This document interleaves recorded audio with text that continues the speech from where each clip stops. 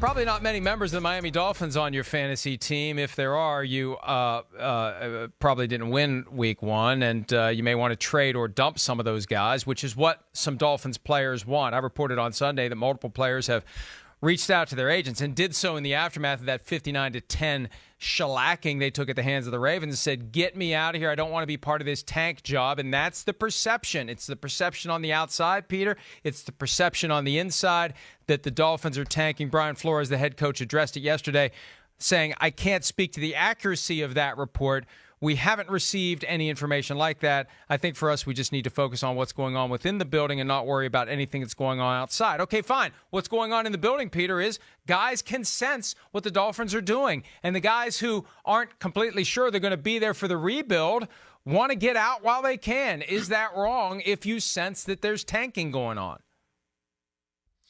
Mike, one of the things that any football guy will tell you, any general manager, any coach, is that this game is too hard, it's too rough, it's too physical to enter a game thinking that you're not really trying to win, because that just plays with your head. That's one of the reasons why I can't believe how many people either DM'd me or sent me a text or said something on Twitter.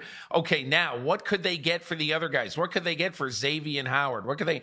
Hey, if somebody offers the Miami Dolphins 7 first-round picks for Xavier and Howard, Chris Greer, the general manager, cannot take it. They can't dump any more players, onto this market right now, because they need to combat this impression that we're not trying to win this year. It's going to be impossible to do among any smart player, but they can't throw any more logs on that fire. So in my opinion, the Dolphins have brought this on themselves by basically being all in. They got 8 picks in the first 2 rounds the next 2 years.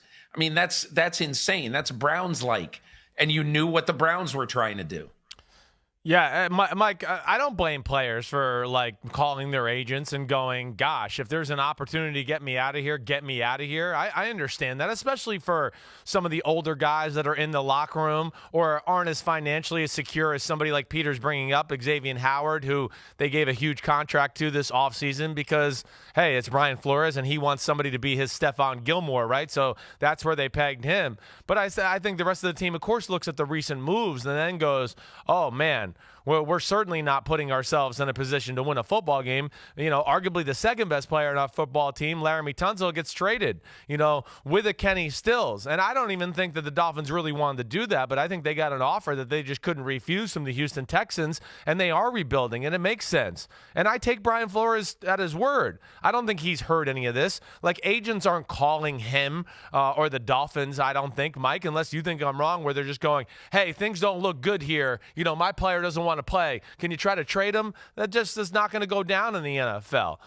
So it's going to be more the thing where an agent might call other teams and shop his player and say, hey, you have any interest here? Maybe you should call the Dolphins. My guy would love to get out of there, but I don't think it's going to be anything more than that. It's just going to be tough sledding for those guys in Miami.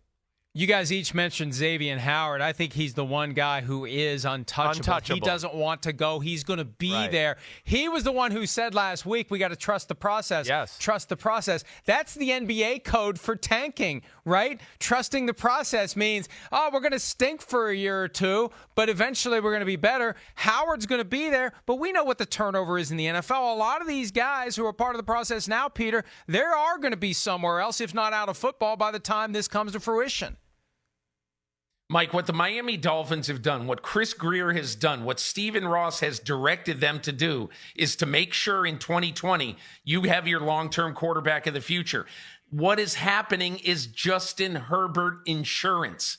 Everybody can see it. Hi, I'm Mike Tirico, and thanks for watching. Make sure to hit subscribe for the latest news and highlights from NBC Sports.